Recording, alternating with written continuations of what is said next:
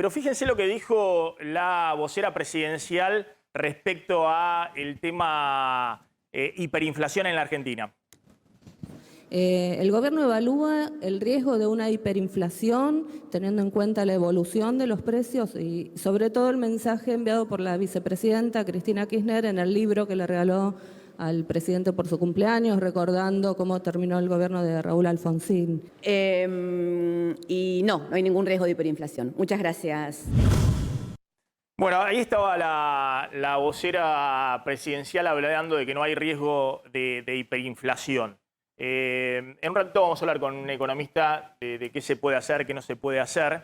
Y también miren esto, que efectivamente no está ocurriendo ese riesgo de hiperinflación justamente porque tenés en este momento el acuerdo con el fondo y el anclaje monetario y fiscal. Miren lo que está pasando con los plazos fijos, el dólar y los plazos fijos ajustados por inflación. Lo que está ocurriendo es que en estos primeros 3 meses del año, ante la aceleración inflacionaria, el dólar viene comprimiendo, el dólar libre viene cayendo en términos reales, es decir, viene cayendo frente a la inflación. Ese dólar libre que llegó a 230, 240 pesos, si se seguía disparando, existía el riesgo de la espiralización.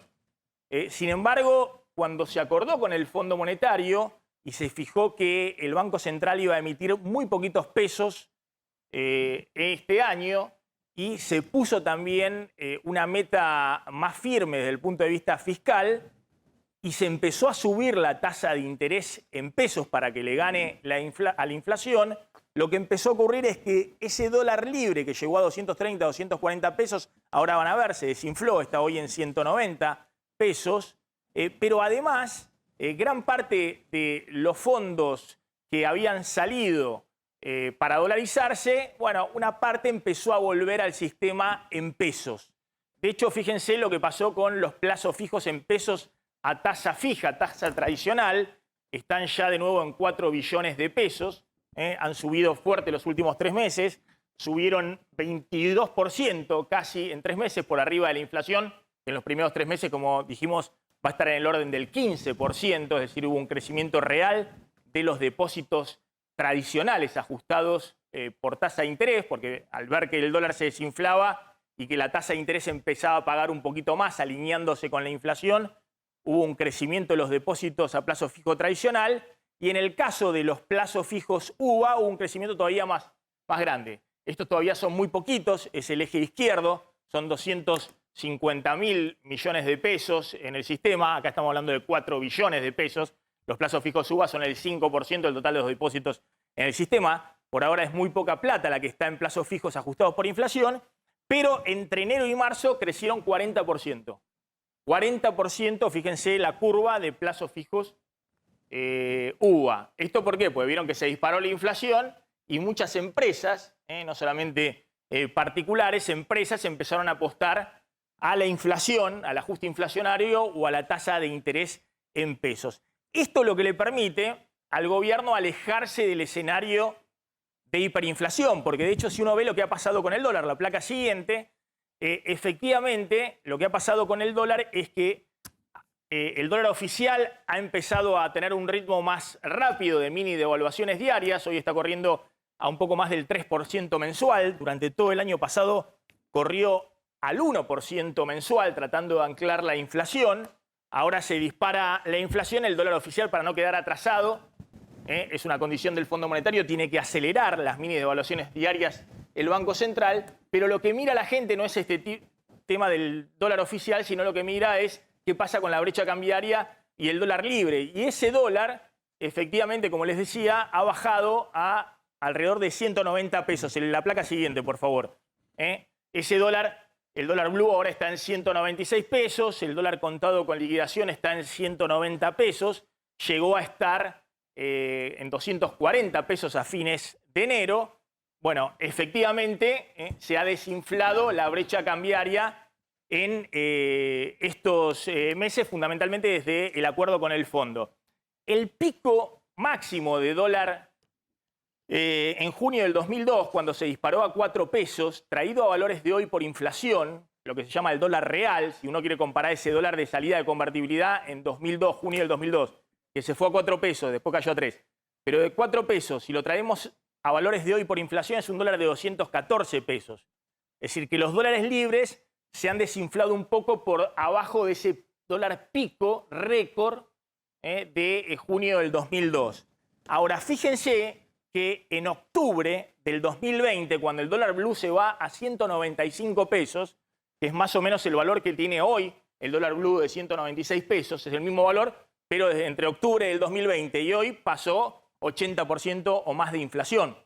Si uno ajusta ese dólar de 195 pesos, que fue el momento pico de la disparada de la brecha cambiaria en octubre del 2020, cuando el gobierno se asusta y hace el viraje para tratar de ir al acuerdo con el Fondo Monetario, hemos contado el ajuste fiscal que instrumenta desde entonces Martín Guzmán, ese dólar a valores de hoy, ajustado por inflación, daría 360 pesos.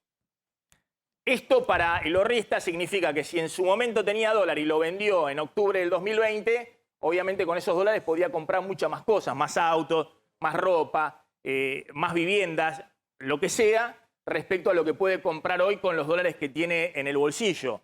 Ahora, para el gobierno, esto significa que a fines de octubre del 2020 estaba en una situación muy cerca de una crisis de espiralización total, hablando de esto de vamos a la hiperinflación o no, y hoy se ha alejado de ese escenario de espiralización y de crisis total, al cual llegó a estar a fines de octubre del 2020. De hecho, el dólar a valores de hoy, el dólar promedio del primer semestre de 1989, la placa anterior, por favor, a valores de hoy, ese dólar ajustado por inflación es un dólar arriba de 450 pesos. Ese es el dólar de hiperinflación.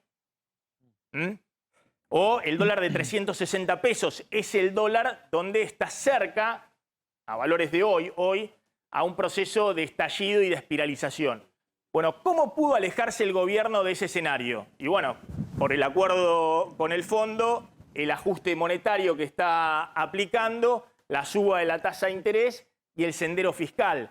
La pregunta es si en los próximos 3 o 4 meses, que es cuando tiene la oferta récord de dólares a la Argentina por la cosecha gruesa en valores récord, se sale de ese sendero y toma medida como la que quiere Cristina, desviar el acuerdo con el fondo, renegociar todo y demás, si no vuelve a estar en un sendero peligroso donde pueden espiralizarse las variables. Ese es el dilema que tiene Alberto Fernández. ¿Qué hace?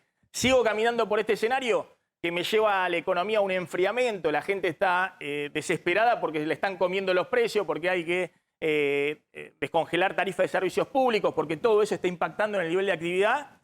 ¿O hago un giro en estas semanas o en estos 2 meses y vuelvo a estar en el riesgo de que en algún momento se me espiralice la crisis? Bueno, eso es un poco la discusión que hay hoy en el gobierno.